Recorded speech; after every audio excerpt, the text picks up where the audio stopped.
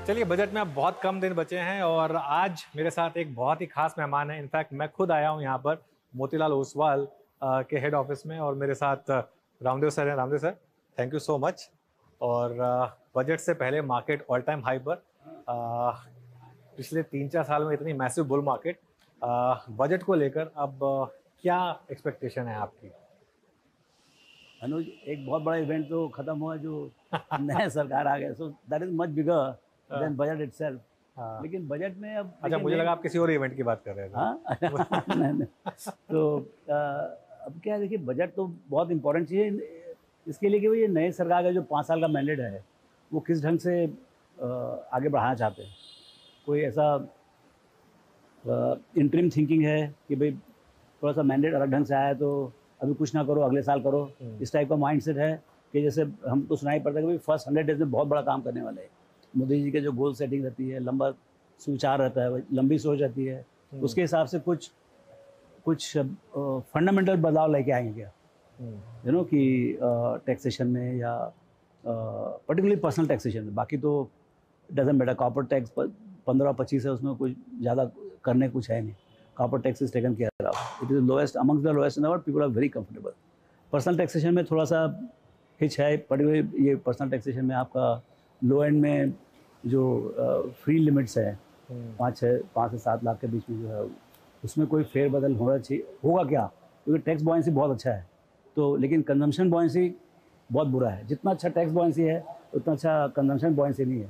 तो वो consumption buoyancy लाने के लिए विल दे गिव सम, मतलब कुछ बेनिफिट देंगे क्या लोअर एंड को, विच इज़ लॉजिकल, एक्चुअली देना ही चाहिए। लेकिन आएगा नहीं आएगा वो क्वेश्चन मार्क है।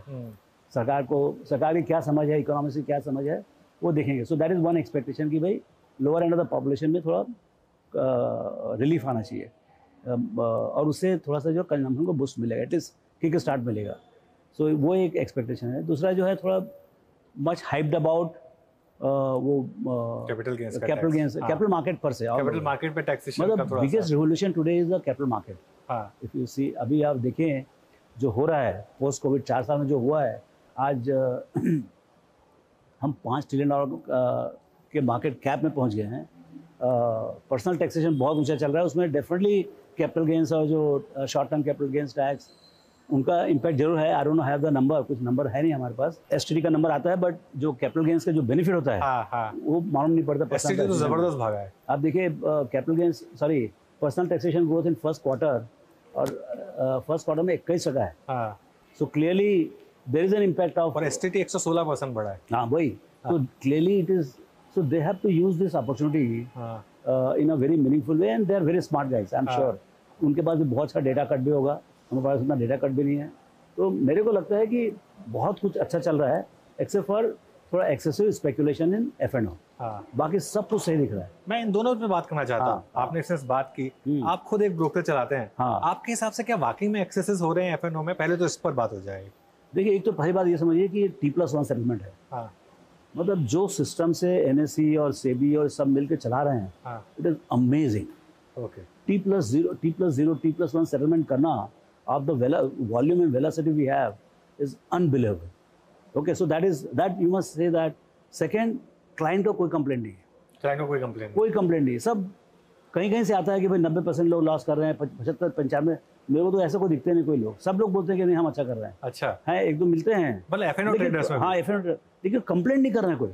सी दे आर ब्लेमिंग देमसेल्व्स कि मेरा स्ट्रेटजी बराबर नहीं है, मैंने कुछ ये नहीं किया, मैंने, but there is no blame to the system per से।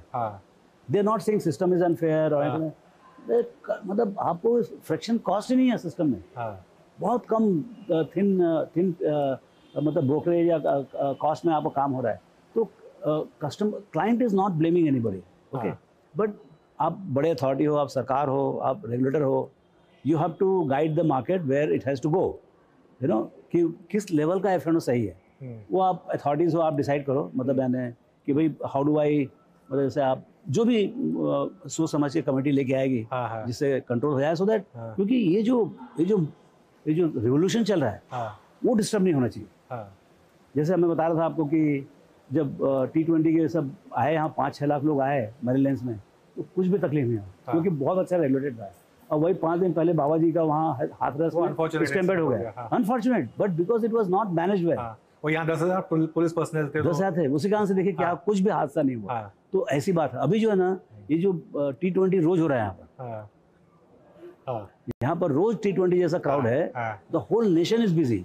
इनफैक्ट कभी कभी मेरा डर भी लगता है, मैं कहीं भी फंक्शन में जाता हूँ मैं, तो मतलब अब जो बच्चे बोल रहे हैं कि भाई सर आप हमको ट्रेडिंग सिखाओ, आप हमको ट्रेडिंग, वो बहुत डर लगता है। मतलब जिस ढंग से अट्रैक्शन हो गया है। अच्छा, कई लोग बोलते हैं हमारे बिजनेस में उतना कमाई नहीं है जितना यहाँ पर कमाई है। तो ये सब जो है थोड़ा सा एक्सेसिव हो रहा है, क्लियरली इस टाइप का फीडबैक मिल रहा है। बट उसके लिए अथॉरिटीज क्या कर सकते हैं to contain this entire retail inclusion? Actually, it is nothing. It is only the retail inclusion into the stock market, which didn't happen for 75 years.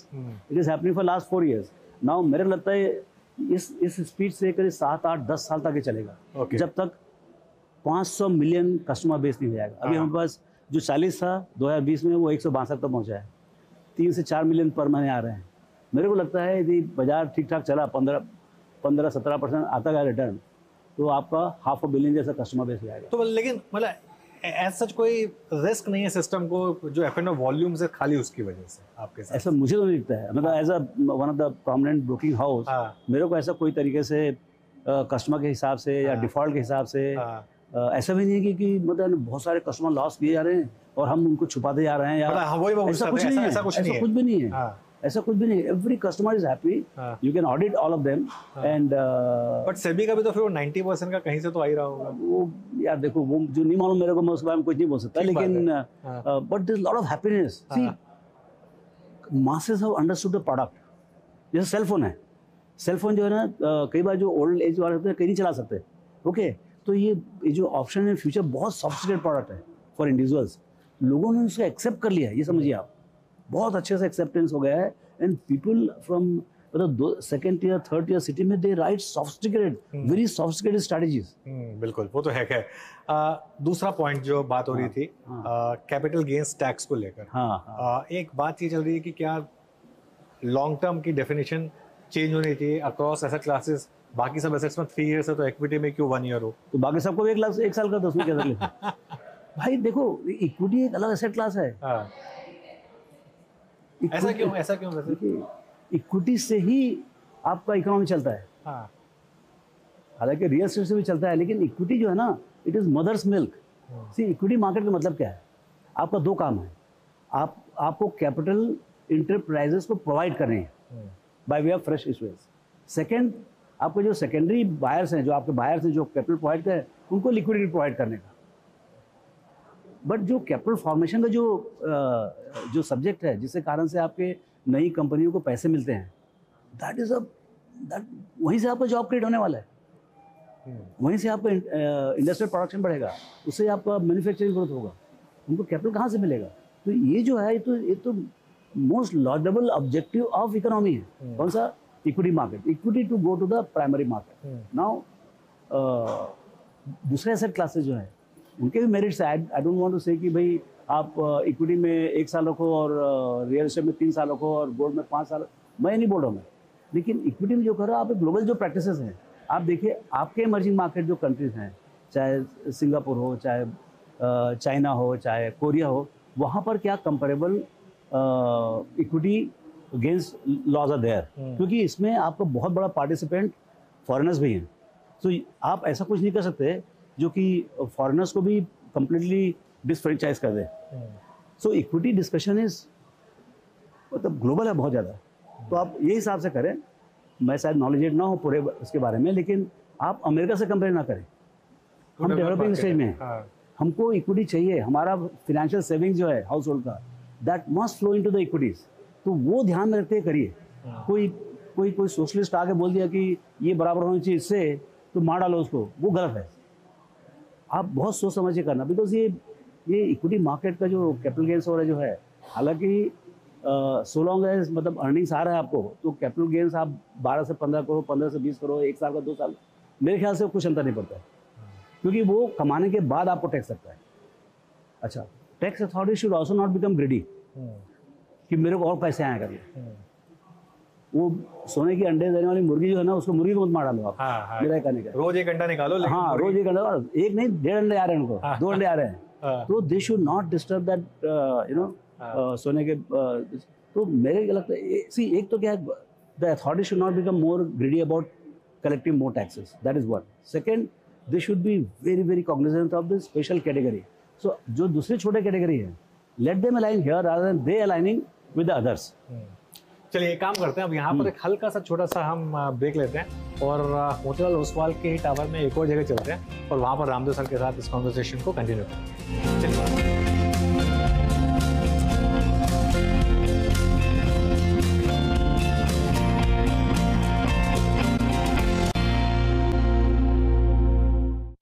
चलिए मैं बात कर रहा हूँ रामदेव अग्रवाल जी से और बहुत शानदार हमारी शुरू में बात हुई।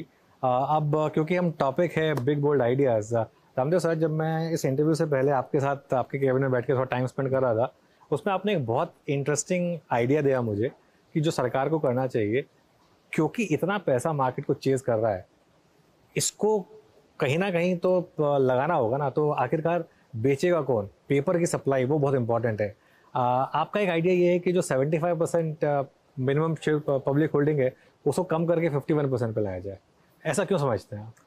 देखिए अभी जो हमारे पास 4000 कंपनी लिस्टेड है वो बहुत है, उससे ज़्यादा और कंपनी लिस्ट करने की जरूरत नहीं। आएंगे नई कंपनीज आएंगे, वो भी वेलकम है, there also welcome, more the merrier.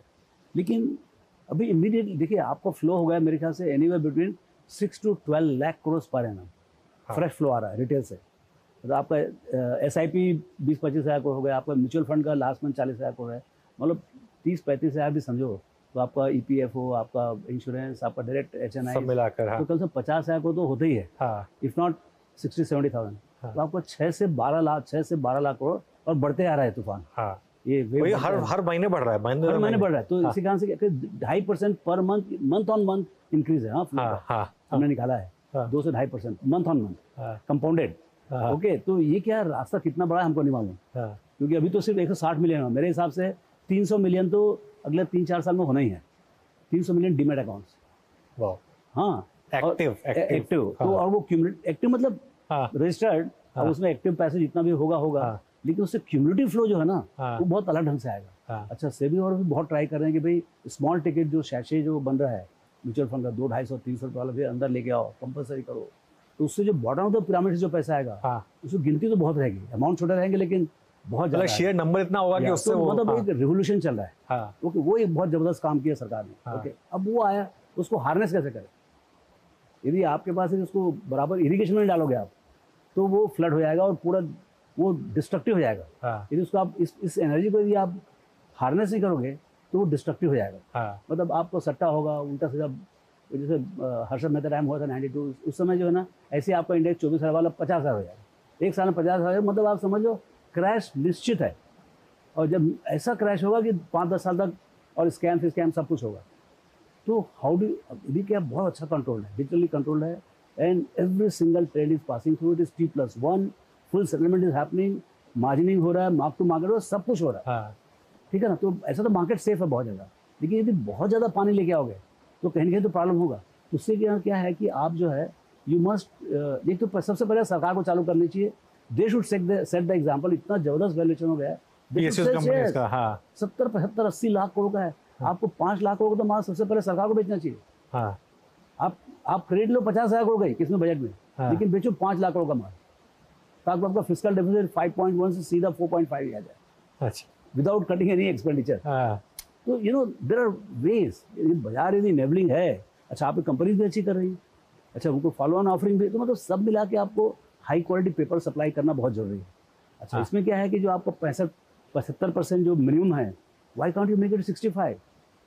75 को ऐसा कास्ट स्टोन तो है नहीं, 65 में आपको कंट्रोलिंग है पूरा 60 में कंट्रोलिंग है, थोड़ा टैक्स इंसेंटिव दे सकते हो भाई, आप बेचो तो आपका थोड़ा, एक्चुअल में नहीं बेचे तो आपको 2.5-3% एक्स्ट्रा टैक्स लगा देना चाहिए। अगर जो प्रमोटर नहीं बेच रहा उसको 2.5-3% एक्स्ट्रा लगा, तो आपसे आप बेच जा रहे हैं पहले, ना? तो मतलब सब मिला के आपको फ्लोट बढ़ानी पड़ेगी। दबानी सर गुस्सा हो जाएंगे आपसे। अरे भाई उनको क्या अंतर पड़ता है, उनको तो मैं क्या बोल रहा हूँ कि नहीं, हमारा खुद को 70% है। अच्छा। तो हमको भी करना पड़ेगा। तो मैं क्या बोल रहा हूँ कि इससे फ्लोट बढ़ेगा, इससे क्वालिटी पेपर बढ़ेगा, क्वालिटी पेपर। दूसरा वैल्यूएशन में थोड़ा ये होगा, जो अभी जो कंसर्न है ग्लोबली, वैल्यूएशन मार्केट बहुत ज्यादा है करके, क्योंकि वही फ्लोट घूम रहा है, वही फ्लोट 100 का पी है, सभी क्या मतलब है। You know. लेकिन अगर मतलब आप कह रहे हैं नया पेपर आएगा तो वो थोड़ा कम वैल्यूएशन पर आएगा, ऑटोमेटिकली पूरा हिसाब पीट जाएगा, because then supply will be more than demand. हाँ। You have to create more supply than demand. सरकार ही कर सकती है। और सबसे ज्यादा तूफान तो हो रहा है सरकारी कंपनी में। हाँ। अरे सरकार छाप के भेजना चाहिए। हाँ। सरकार तो क्या अंतर पड़ता है, सरकार 25% भी आ जाए तो क्या अंतर पड़ता है, हाँ। सरकारी कंपनी सरकारी रहेगी।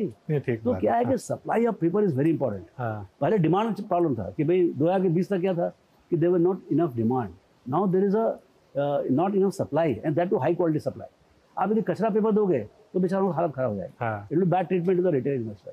तो मैं तो बोल रहा हूँ कि अच्छी कंपनी को जो है ना कंपलसरी या फोर्स करो हाँ। कि भाई वो पेपर रिलीज करे। तो उसी कारण से क्या है, market will take care of it. Self correcting mechanism है मार्केट। इसमें आप सप्लाई बढ़ाओ, डिमांड बहुत आ रहा है और मेरे को लगता है 10 साल तक डिमांड आएगा। हाँ। यदि आप ऐसे ही 75 टका में बैठे रहोगे तो पता नहीं क्या होगा भाव। रामदेव सर, जो बात आप कह रहे हैं कि जिस तरीके का पैसा आ रहा है और ऑब्वियसली क्या एक हमारी मार्केट में फिर एक रिस्क है कि विदाउट करेक्शन हम इसी तरीके से चलते रहेंगे, 25,000 Nifty, 40,000 Nifty, 60,000 Nifty, 1 lakh Nifty, इस तरीके से चलता रहेगा मार्केट, जो एक टाइम पे जापान मार्केट में हुआ था? नहीं, वैसे नहीं हो, क्योंकि देखिए सप्लाई बहुत है। हाँ। सब 4,000 कंपनी लिस्टेड है। हाँ। देखिए प्रमोटर्स बेचना चालू कर दिए। हाँ। तो देखिए 440 लाख करोड़ का मार्केट है, इसमें 1% भी प्रमोटर बेचता है, 1%। हाँ। तो भी 4.5 लाख करोड़ का फ्लोट आता है और आईपीओ का और सब मिला के 2 लाख करोड़, तो 6-7 लाख करोड़ का सप्लाई ऑटोमेटिकली बनता है। हाँ। सेल्फ करेक्टिंग मैकेनिज्म है। आप देखिए liquidity and fundamental, these are two different things. Liquidity से आप डिमांड खड़ा कर सकते हो, बट वैल्यूएशन से सप्लाई आएगी। आप उल्टा सीधा वैल्यूएशन करोगे तो एफआई पूरा माल बेच के निकल जाएंगे और उसके पहले प्रमोटर बेच के निकल जाएंगे, तो आपके हाथ में खाली पेपर ही पड़ा रहेगा। But valuation finally will be dependent on earnings, corporate earnings. अब वो कैसे शेप अप होता है, how much money goes into real economy, how much goes into real consumption, and then based on that how the corporate activity builds up, वो सब अब क्या है, ये सब चीज़ तो मालूम नहीं किसी को। ये देखिए जो हो रहा है ये हिस्ट्री है, मैं बताऊँ ये पूरा का पूरा ये अपने आप में इतिहास है जो हो रहा है। जो हम इस समय जी रहे हैं वो इतिहास है।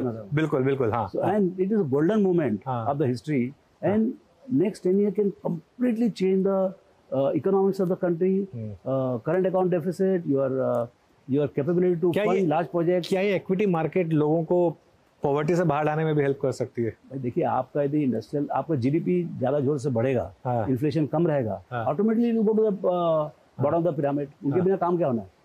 भाई आपका जो मिनिमम वेजेस है, जो आपको 300 रुपए 400 रुपए पर डे है, why can't it be 300 rupees per hour? Real विकसित भारत कब होगा? जब आपका minimum wages should be at least $2-3 per hour. बिल्कुल, है ना? तभी मजा है, वरना मतलब आप हमको तो ठीक है ना यार, एग्जैक्टली ठीक बात है। हाँ। तो वो जो बॉटम ऑफ द पिरामिड है जहाँ पर 100-150 लोग हैं, 150 करोड़ लोग हैं, labour party, why the women don't come? Because it is not worth coming. 300 रुपए 200 रुपए देते हो, दिन भर बेचारी काम करे, यू नो। तो आप जब उनको दोगे 300 रुपए पर आवर, उसके लिए इकोनॉमिक दम चाहिए ना। आपका डिफिकल्टी ऑफ डूइंग बिजनेस, ये जो ईज ऑफ डूइंग बिजनेस है, जो क्रेजी कंसेप्ट है, difficulty of doing business in India निकालना चाहिए, यू नो। तो उसमें एक सजेशन था कि भाई आप जो टैक्स रेट कम नहीं करने का, आई डोंट वांट टू पे इवन अ पेनी लेस टैक्स। टैक्स जितना उतना ही रखो, लेकिन टैक्स एडमिनिस्ट्रेशन को कंप्लीट ओवरऑल करो। My judiciary, my tax dispute, my trust with the harassment ना हो बेसिकली। हरासमेंट तो बड़ा हार्श वर्ड हो गया, बट बेचारे वो भी हरास नहीं करते, लेकिन they are stuck in the systems. ये प्रोसेस इज पनिशमेंट वाली बात है ना, मतलब कई बार प्रोसेस ऐसे उल्टे से, जैसे मैं बता रहा हूँ ना क्या क्या चेंज हो सकता है। आपका केवाईसी का जो डिफिकल्टी था, that held back the development of capital market for very long time. We could have, I mean, we kept on complaining about KYC difficulties, but when it got resolved, Covid के बाद, Covid में digital onboarding हुआ, आज आपको 4-4 million customer आ रहे हैं। तो अभी आप कह रहे हैं कि अब इसको ये तो बाय डिफॉल्ट हुआ, अब इसके ऊपर खुद फोकस करें। अब नहीं, अब वो तो हो गया, अब तो ये खुल गया रास्ता, अब पैसे आ रहे हैं, अब इसको हार्नेस कैसे करें? भाई इतना इक्विटी आ रहा है जो कभी दुनिया में देखा नहीं है। मतलब जो 75 साल इस कंट्री का गया है इन फेमिन ऑफ इक्विटी, बहुत सारे कॉर्पोरेट प्रॉब्लम्स और पीएससी हो गए, जितने बैड लोन्स और प्रॉब्लम्स है, it is because of that. अब जो है there is a flood of equity from famine you go to the flood. तो वो फ्लड को कैसे हैंडल करने का, वो अलग माइंडसेट चाहिए उसके लिए, है ना। तो अब देखिए, अभी आप जाके पूछिए कॉर्पोरेट क्रेडिट का क्या हो रहा है। हर जगह corporate credit quality is going through the roof, the people are prepaying, you know. So the issue is that you cannot have more better and robust corporate credit culture then what you have today in last 25-30 years. So उसी कारण से आपका public sector bank, private sector bank, सबका credibility is very high. तो अब ये इस situation में what exactly should be done so that this can be harnessed. Okay. और कोई बिग बोल्ड आइडिया जो आपके दिमाग में आ रहा हो बजट से रिलेटेड या आउटसाइड द बजट, क्योंकि बहुत कुछ तो आजकल जीएसटी के क्या दोगे यार आप. सी इनडायरेक्ट टैक्सेस सब जीएसटी में चला गया. हाँ. तो 2-4 पेट्रोलियम है, पेट्रोलियम और लीकर और उसको अंदर ले आओ, वही बहुत बड़ा डिस्कशन है, पॉलिटिकल डिस्कशन है. दूसरा ये आपका कि कॉपर टैक्स आपने ऑलरेडी 15-25 कर दिया है, तो उसमें कुछ बचा नहीं है. अभी पर्सनल टैक्सेशन में हम लोग को मांगने का अधिकार ही नहीं है कि लेकिन क्या जो नीचे वाले तबके, मेरे को लगता है 12 लाख तक टैक्स ही मत लगा. 12 लाख तक 12 लाख तक एकदम टैक्स फ्री कर दो. हाँ. ना तो उनके लिए tax authorities exist, vice versa. You know पूरा कंजर एकदम साफ है. काफी लोग टैक्स नेट से बाहर हो जाएंगे. हाँ अच्छा है ना. आप देख लो, कैलकुलेट कर लो. उनके पास तो सब डेटा कट है. मेरे अंदाज नहीं कितना जाएगा, बट यदि 25-30-40 हज़ार को होना, they should do it, worth doing it. Even if 0.5% of GDP, that is 60,000. 1% of GDP is 3 lakh crores. Okay, even if it is 1 lakh crore for going up to 12 lakh crore, they must do it. Modi ji should do it. Okay. I don't think tax CBDT और सबको करने की हिम्मत है. It has to be done from the boss. तो prime minister को call लेनी होगी. उनको ही कॉल लेना पड़ेगा. It's almost like a political call. हाँ. उससे हो क्या? See, propensity to consume is very high at the bottom. पूरा 90% consumption will go. You just see in 1 year जो demand deficit है भी, सब FMCG में, मोटरसाइकिल्स में, वो सब में एक लाइफ आ जाएगी. हाँ. और जो थोड़ा बहुत डिस्ट्रेस इसके कारण फैमिली कारण से वो भी ये ड्रॉट और कारण वो भी ठीक हो जाएगा. तो मेरे ख्याल से सेकंड हाफ ऑफ 24-25 और 25-26 will be a boom year. क्या ये जो जितने भी कंजम्पशन सेक्टर्स हैं, ऑटोज, FMCG, या यही दिखा रहे हैं? क्योंकि जिस तरीके की रैली हो रही है, मतलब ऐसे मैसिव रैली. सी एक तो क्या लिक्विडिटी आ रही है. तो जो भी थोड़ा बहुत अच्छा कर रहा है, मतलब अभी क्या अंधों में कहाँ राजा वाली बात है. जो 10-12% भी ग्रो कर रहा है ना, उसको ऐसा भर भर के लोग, मतलब देयर इज नो सेलर यार, just a demand for it, you know. तो वो जो माहौल है, उसी लिए मैं बोल रहा हूँ कि आपको सप्लाई बढ़ानी पड़ेगी. आपको कॉर्पोरेट अर्निंग्स बढ़ानी पड़ेगी. यदि कॉर्पोरेट अर्निंग्स नहीं बढ़ाना, आप बोल रहा हूँ सब कहानी खराब है. कोई मतलब नहीं, हम कुछ भी कर ले. यदि corporate earnings don't grow at 15 to 20%, और मतलब यानी जो अभी मेरा 1000 रुपये IPS है निफ्टी का, 2029 में यदि 2000 नहीं हुआ, we have a problem. Okay, double होना चाहिए. जबरदस्त प्रॉब्लम. ओके. अच्छा, ये रामदेव सर, क्योंकि इतनी बात की हमने, इतने सारे सेक्टर्स चल रहे हैं, बस एक मुझे आपसे पूछना था. प्राइवेट बैंकों में क्या प्रॉब्लम है कि वो क्यों मतलब हर लेवल पर आके इतनी सेलिंग आ जाती है वहाँ पर? एक तो FI ओन्ड है. बहुत प्रीडोमिनेटली FI ओन्ड है. तो उनको बेचने का है. तो वो बेच तो यही रहे वो. So that is one. Second, as far the corporate earnings are concern, मतलब जो बैंक्स के, मतलब सबके नहीं, but predominantly cost of liability is going up, because good chunk of savings are coming into the markets. तो उधर कोई 7% में फिक्स डिपॉजिट करने तैयार नहीं है. तो अब डिपॉजिट नहीं आएगा. अच्छा, credit growth is very high, तो credit demand is good, but liability supply is limited. तो RBI is keeping the system liquid, but cost of liquid is high. उसी कारण से क्या, उनका NIM is getting compressed. So rota is also under challenge. And जो to mobilise, पहले automatically पैसे आते थे, अब बहुत खर्च करना पड़ता है to get the deposits. So I think they are the migration of deposits to the financial markets is hurting them, and it's long term trend. Is long term trend. So I think they will remain little challenge unless something changes. Okay. अच्छा, एक और चीज़ मुझे आपसे पूछनी थी. पिछले 2-3 साल में मिड कैप और स्मॉल कैप में मैसिव बूम आया है. वहाँ क्या आपको थोड़ा रिस्क लग रहा है इस समय मार्केट में? रिस्क वही है ना भाई कि आपको फ्लो है. फ्लो है तो कहाँ जाएगा. लार्ज कैप में क्या है, FI से आप खरीदने आते हो, सट्टा बैठाने का कोशिश करते हो, तो FI आके बेच देता है. तो वो ठंडा रहता है मामला. Otherwise the 90% of the profit is in the large top 100 companies. You should have the most booming top 100 companies. चलते नहीं होगी, सप्लाई आती है. और मिड एंड स्मॉल में कोई है ही नहीं. आपको जो मस्ती करना करो आप. 100 करोड़ 200 करोड़ में मस्ती आती है. तो उसी कारण से सब पैसा वहाँ जा रहा है. अच्छा, वो क्या रहा है कि आपने म्यूचुअल फंड के ETF लगा दिए आपने, है ना, micro cap, small cap, mid cap, सबके. अब वो जैसे ही वो भाव बढ़ता है, सी आप एलोकेटर्स क्या कर रहे हैं, जो वेल्थ मैनेजर्स हैं, तो बोले ये वाले स्कीम में 25% रिटर्न आया, आप पैसे वहाँ डालो. अब वो पैसे वहाँ डालते हो तो द गेम कंटिन्यूज. चाहे 40 के पियो, 50 का पियो. So who the hell can argue against the liquidity in the short run? You can not argue. Only in the long run the weighing machine will come to play. चलिए, एक आखिरी सवाल आपसे. अगर आपको एक मैसेज देना हो, कोई छोटा सा मैसेज फाइनेंस मिनिस्टर को, तो क्या होगा? Difficulty of the difficulty at assessee level हाँ about the tax administration. Okay, उसको काम किया। मतलब हाँ, उसमें जो है ना, मतलब बहुत फंडामेंटल थिंकिंग करना पड़ेगा। Most of the my customers I ask them what do you want from the budget, जैसे सर थोड़ा सा हमको जो है ना रिलीफ दिला दो एडमिनिस्ट्रेशन से। ओके, चलिए Ramdev sir, thank you so much. बहुत मजा आया आपसे आज थोड़ा बात करके। मार्केटिंग के बारे में तो हर बार बात करते हैं, आज थोड़ा अलग बात हुई तो ज़्यादा मजा आया। Thank you so much. देखते हैं 23 तारीख क्या होता है। 23 तारीख को क्या होता है, बिल्कुल। तो चलिए, ये थी मेरी खास बातचीत रामदेव अग्रवाल के साथ मोतीलाल ओसवाल के हेड ऑफिस से। उम्मीद करता हूँ कि आपको ये बातचीत पसंद आई।